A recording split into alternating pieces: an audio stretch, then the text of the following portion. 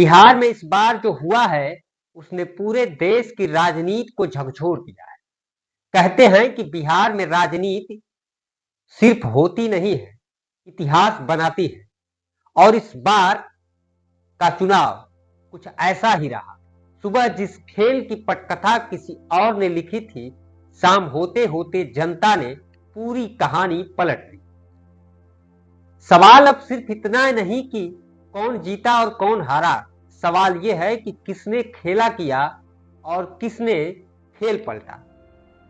क्योंकि इस बार मैदान में सिर्फ नीतीश बनाम तेजस्वी नहीं थे, बल्कि हर बूथ पर एक मौन विद्रोह था, एक ऐसी चुप्पी जो अब गरज बनकर उभरी है।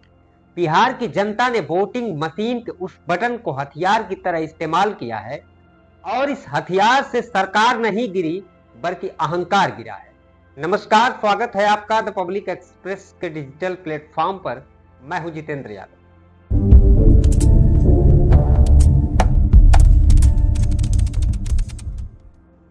अब देखिए दिलचस्प बात, दिन के पहले हिस्से में कम वोटिंग देखकर नेताओं ने चैन की सांस ली थी, लेकिन जैसे जैसे शाम ढली, मतदान केंद्रों पर लाइन बढ़ती गई। महिलाएं, युवा और गांव के वो लोग जो अक्सर चुप रहते हैं, वे आखिरी वक्त में निकल पड़े। शाम के 5 बजे तक जो चुप्पी थी, वह 7 बजे तक तूफान बन गई, और इस तूफान ने किसे बहा दिया है, यही समझना है। बात सिर्फ आंकड़ों की नहीं है, बात उस भरोसे की है जो जनता ने अपने वोट में छिपा रखा था। कोई सोच भी नहीं सकता था कि शाम की वोटिंग इतनी निर्णायक साबित होगी। क्या यह गुप्त महिला लहर थी या कोई युवा क्रांति जो आखिरी वक्त में फूट पड़ी? राजनीतिक पंडित अभी सिर पकड़कर बैठे हैं, क्योंकि बिहार ने फिर कर दिखाया है जो कोई समझ नहीं पाया।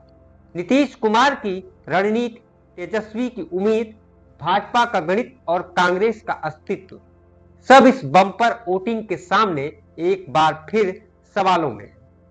आखिर क्या वाकई यह वोट परिवर्तन का संकेत है या सिर्फ भावनाओं का विस्फोट?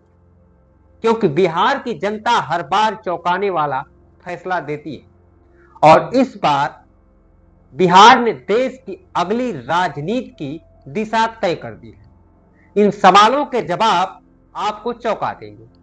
फिलहाल इस रिपोर्ट में बस इतना ही। आप इस मुद्दे पर क्या सोचते हैं, अपनी राय कमेंट में जरूर लिखिए। नमस्कार।